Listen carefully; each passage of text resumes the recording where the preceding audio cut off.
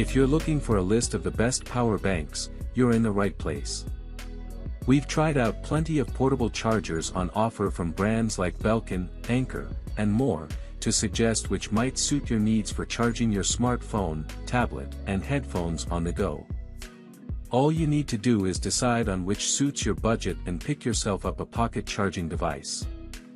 Hello guys, in this video we're looking at the 6 best power bank of 2024, and if you want more information we also put the links in the description box below.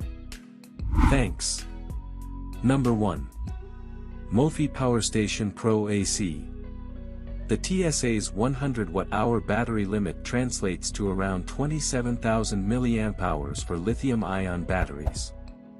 Mophie's Powerstation Pro AC is so massive it necessitates a grab handle and get close to the edge of that max carry-on size. You probably won't find a larger, acceptable portable power bank. After all, an on-the-go charging brick is pointless if you can't travel with it. I took this one through security at 2 airports and no one gave it a second glance. To power your mobile work setup, the Powerstation has 4 ports. 3 of them are the usual USBs, but there's also a 3-prong AC outlet.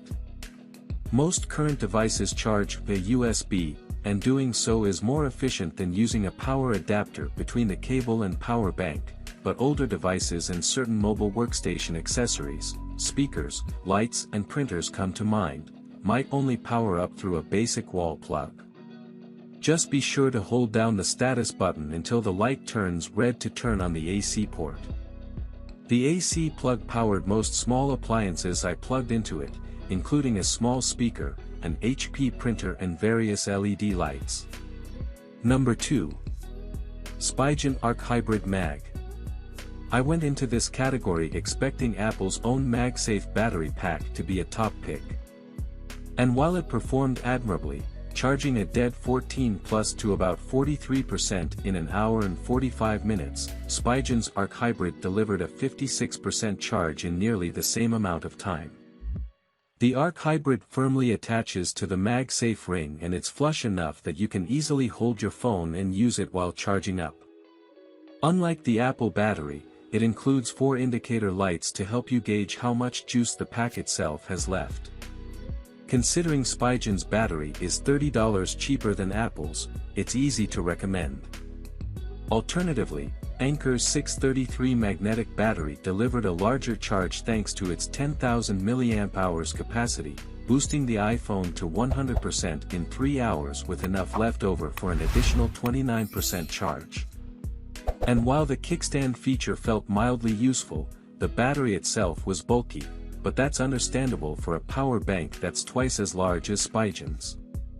Ultimately, the Arc Hybrid performed better as a quick and convenient way to give a partial charge to your iPhone on the go. Number 3.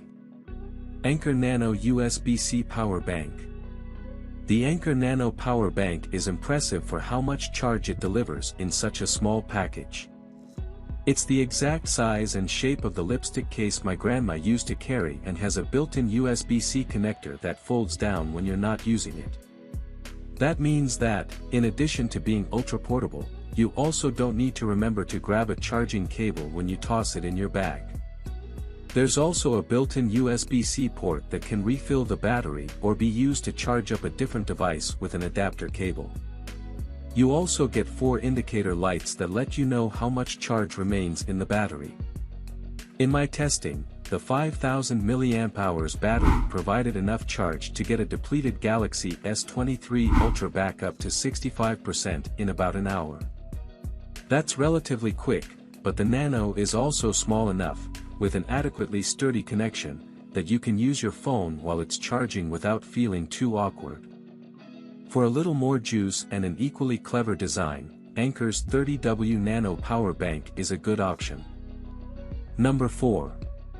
Anker Prime 20,000 mAh Power Bank.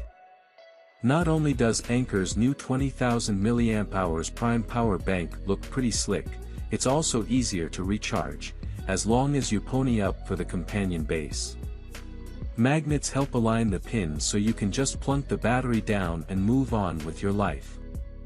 The set will run you $200, which is pretty spendy for a battery bank, but if you consider that the base offers extra ports, 1 USB-A and 2 USB-C, you can also use it as a power hub for other devices, which takes some of the sting out of the price. The battery itself has the same 3 ports as the base and a blocky, upright design. The case is a textured metallic plastic with a high polish, built-in screen and rounded corners. It tells you how many watts are flowing out to each device and displays the overall remaining charge within the battery. When you press the power button, it takes a moment to wake. But the extra processes that run the screen don't seem to slow the battery down or diminish the power it has to give.